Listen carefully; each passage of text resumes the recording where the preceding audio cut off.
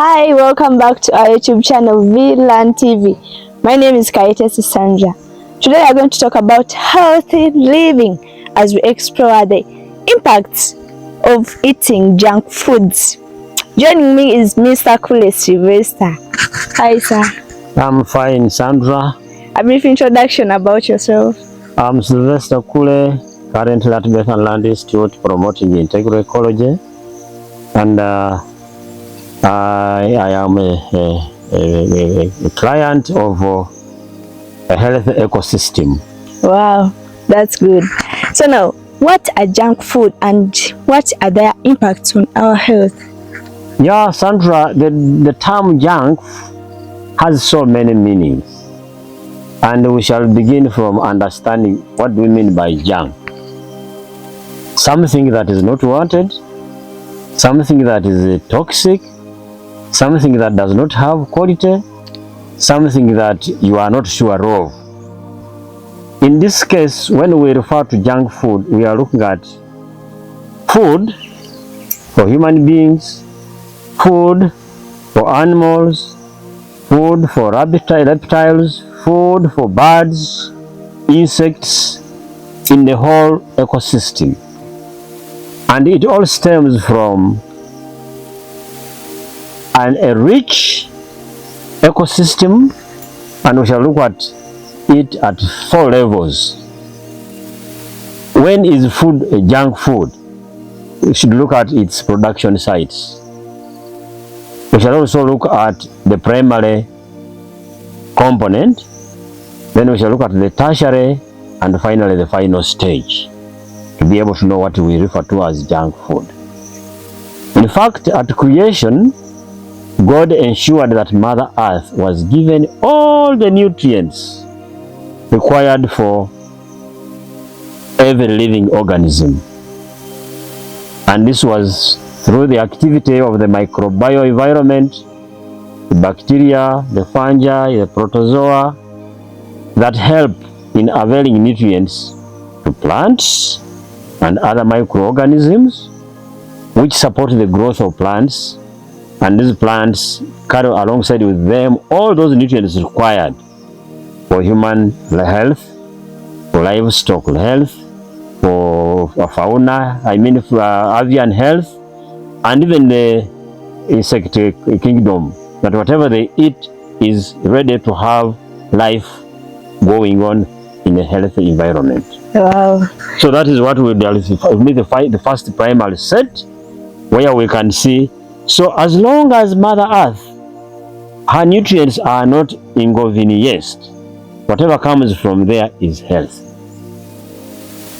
But it becomes unhealthy when Mother Earth is polluted with toxins like pesticides, toxins like herbicides, and other chemicals that are put to waste in Mother Earth. They inconvenience the compatibility, the formation of nitrates, carbonates, and other components that are responsible to provide a ballast constituent in each plant, which is the primary source of food for everybody anyway. So as long as the plants are producing now fruits that are now composed of inconsistent structures of those carbonates and other compounds, then we are sure we are coming up with unhealthy food. There are cases where even Mother Earth is being forced to produce food when she's subjected to supporting GMO plants, which actually will not find the best out of it in the soil because they are not going to be compatible in the environment. And that's why you are forced to put there other nutrients to force those hybrid or GMO plants to begin supporting something we would call food. So in this case, I will look at the source of junk food at the primary level, where you have Mother Earth inconveniently affected. The second level is purely the primary producers now in this place, the plants in the food web. As long as they also have pollution on themselves, excessive use of pesticides, excessive use of fertilizers, the process will continue being unhealthy. Sometimes especially vegetables. You can even take them to market when they already have poison on them in the form of aerial sprays and in the form of protective against rot. All these are toxins that go alongside with the food. The third stage where we can think that junk food can be made available to the ecosystem is the processing, the storage, the cooking stage. Take for example, our rice is white in color. Its constituents are portrayed in a white background. But these days when people cook rice, you may think it is a copper oxide. They make pilau. They make pilau, and the contents are completely burnt. Even onions are supposed to be eaten in the green form, but they are roasted to a coffee status. At the end of the day, the constituents in this product are compromised.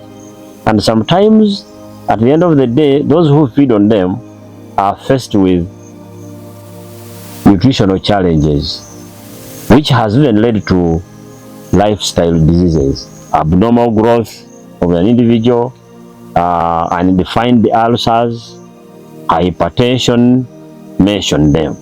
So at that stage of processing, storage, we can even transform the originally good food into junk food. And then the last part will be at consumption time. People, the way we eat is as if there is no tomorrow. Someone eats 1 kilogram of meat in 1 minute, and yet his body doesn't need that. The body is overloaded. In this case, we can call it junk food.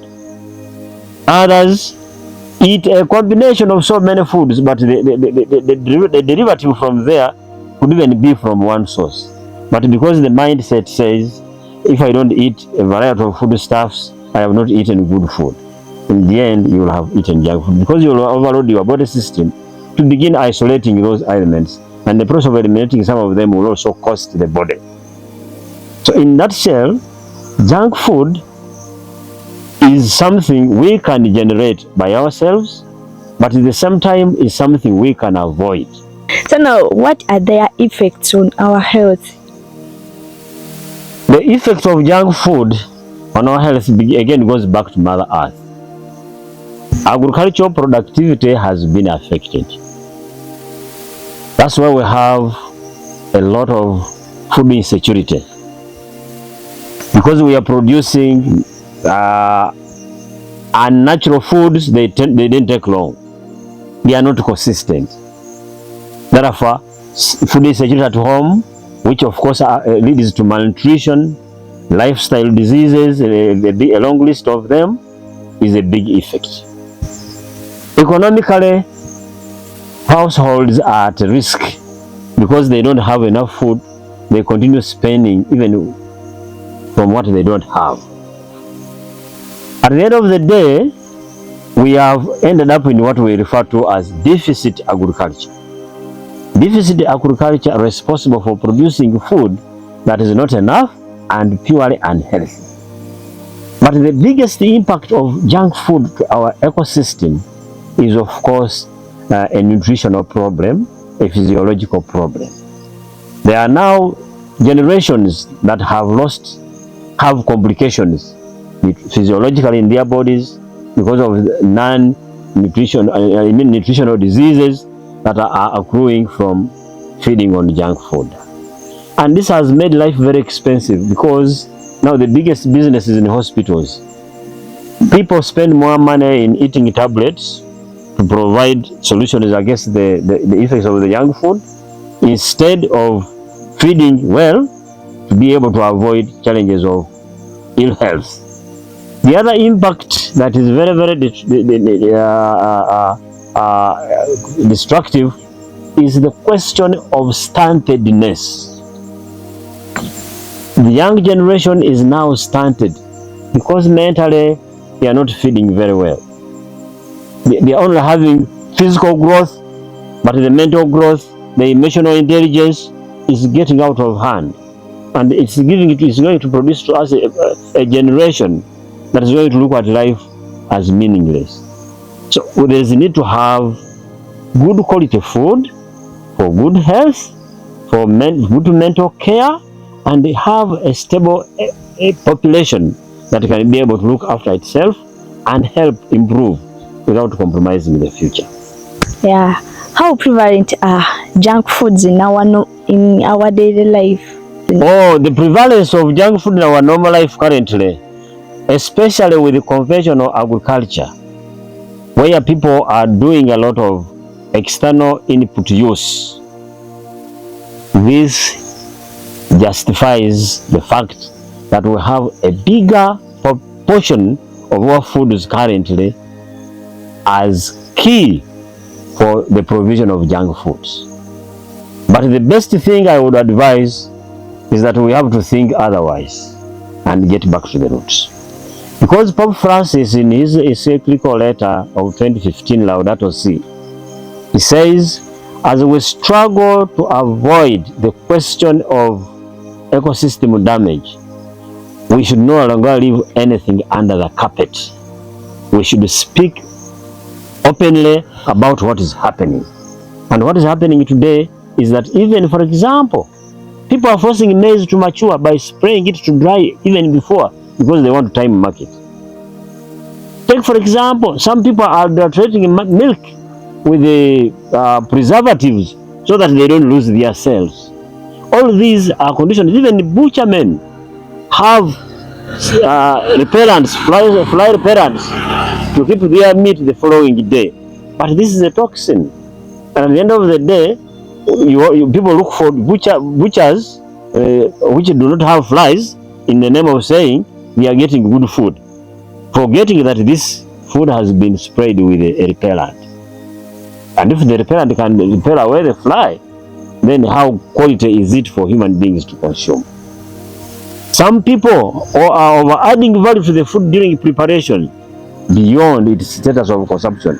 Vegetables are not supposed to be overboiled, but what happens? We take it to a state of being roughage or junk. So the biggest challenge we have, why we can say the provision is very high, is that we have had a problem of mindset. We think whatever is natural is not modern. And if it is not modern, we should make it modern. And the process of making it modern, it goes towards junk food. Thank you for loving VLearn TV. For our new viewers, don't forget to subscribe and kindly hit the notification bell so that you'll be notified whenever we upload a new video.